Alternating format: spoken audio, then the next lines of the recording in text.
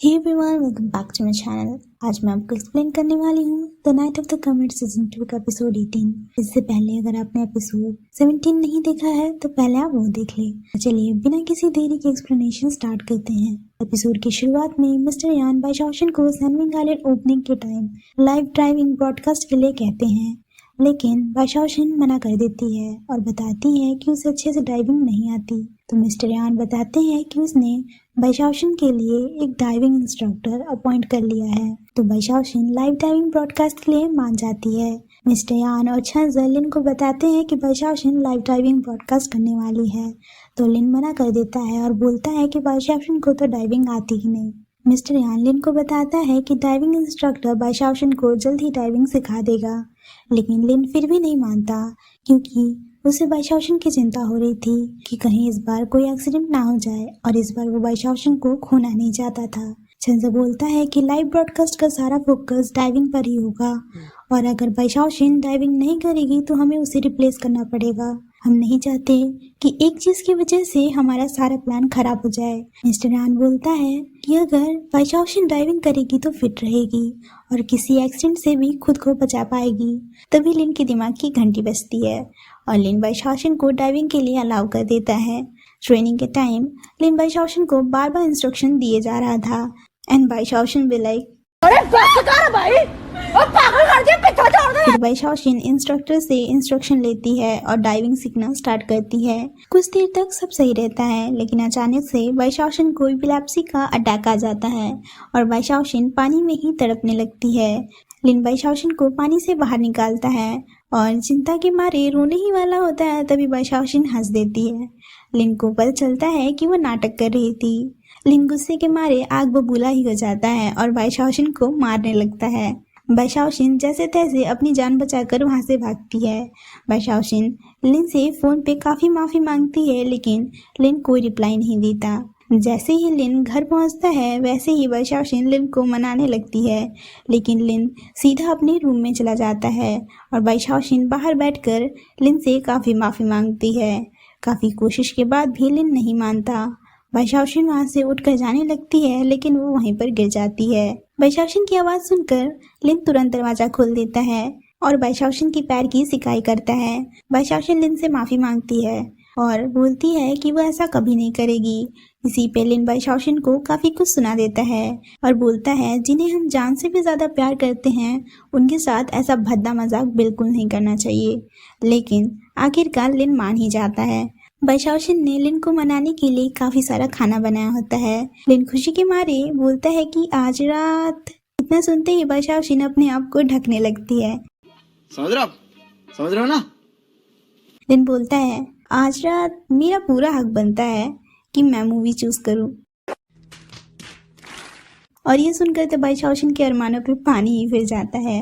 रात को दोनों बैठकर मूवी देख रहे होते हैं और जैसे ही किसिंग सीन आता है बाइशाओशन लिन के करीब जाने लगती है।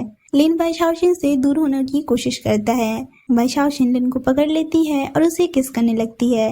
लिन बाइशाओशन को अपने आप से दूर करता है और बोलता है तुम्हें नहीं लगता कि तुम बहुत छोटी हो? बाइशाओशन बोलती है मेरा एज 21 से भी ज्यादा हो चुका है, यानी कि लीगल मैरिज एज से भी आगे। तो लिन बोलता है तो पहले हमें मैरिज कर लेना चाहिए, कब तक हम बस किसी करते रहेंगे। इतना बोलकर लिन वहां से चला जाता है, लेकिन बाइशाओशन खुशी के मारे पागल होने लगती है। लिन जब वापस आता है तो बाइशाओशन सो चुकी होती है। लिन मन में बाइशाओशन को बोलता है कि मैंने तुम्हें एक बार बचाया है और खतरे में भी डाला है, लेकिन इस बार मैं तुम्हें कस कर पकड़ूंगा और कभी कुछ नहीं होने दूंगा। लेकिन मेरी किस्मत में आखिरकार मरना ही लिखा है। फिर स्कार वाला आदमी और मिस्टर यू को दिखाया जाता है। मिस्टर यू को शक होने लगता है कि लिन को यूएसबी फ्लैश ड्राइव के बारे में पता चल गया होगा, क्योंकि इस बार बाइशाओशन उसके साथ है। मिस्टर यू स्कार वाले आदमी को बाइशाओशन और लिन पे नजर रखने के लिए बोलता है। बाइशाओशन लाइव ब्रॉडकास्ट में सैनविंग आइलैंड के खीरे का एडवर्टाइजमेंट कर रही होती है, लेकिन ऑडियंस को ये खीरे का एडवर्टाइजमेंट बिल्कुल पसंद नहीं आता। इसी वजह से बाइशाओशन को ब्रॉडकास्ट वहीं रोकना पड़ता है। तभी अचानक से बाइशाओशन का फोन नीचे गिर जाता है और उसको फोन से साउंड मॉनिटर मिलता है। लिन बताता है कि इस साउंड मॉनिटर की मदद से बैशाओशिन को कोई फॉलो कर रहा है। इसी वजह से लिन बैशाओशिन के लिए बॉडीगार्ड्स अपॉइंट करता है जो बैशाओशिन को प्रोटेक्ट करने के लिए उसके आगे पीछे घूम रहे थे और हर जगह की चेकिंग कर रहे थे। बैशाओशिन और दानदन एक शॉप में चले जाते हैं। बॉडीगार्ड शॉप के बाहर ही बैशाओशिन का इंतजार करते हैं। बैशाओशिन और दानदन को उस शॉप का सामान कुछ ज्यादा खास नहीं लगता, तो वो दोनों दूसरे शॉप में जाने लगते हैं। तभी दो और लड़कियां जिन्होंने सेम ड्रेस पहना हुआ होता है उसी शॉप में आकर खड़ी हो जाती हैं। बॉडीगार्ड्स को लगता है वो दोनों लड़कियां दानदन और बैशाओशिन हैं।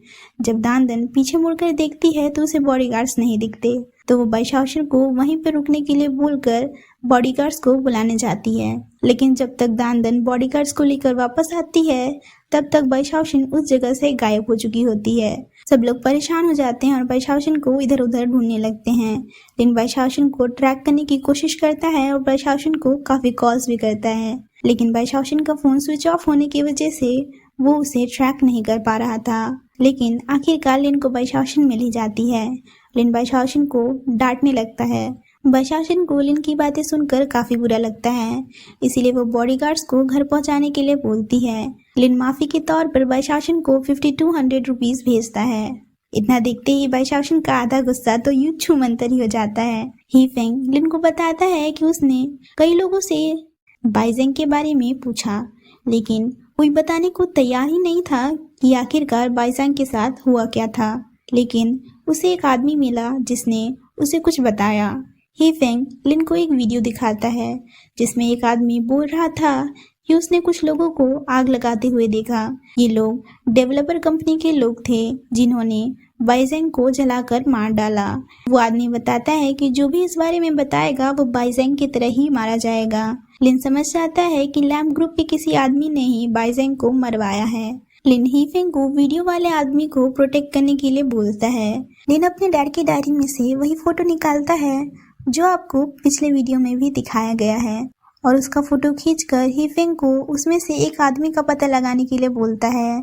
तो ही फेंग बताता है कि ये फोटो में जो आदमी है वो वही स्कार वाला आदमी है जिसका नाम हुआंग वेद है और ये लैम्प ग्रुप के ओशन शिपिंग डिपार्टमेंट में काम किया करता था और इसकी डेथ बहुत पहले ही हो चुकी है।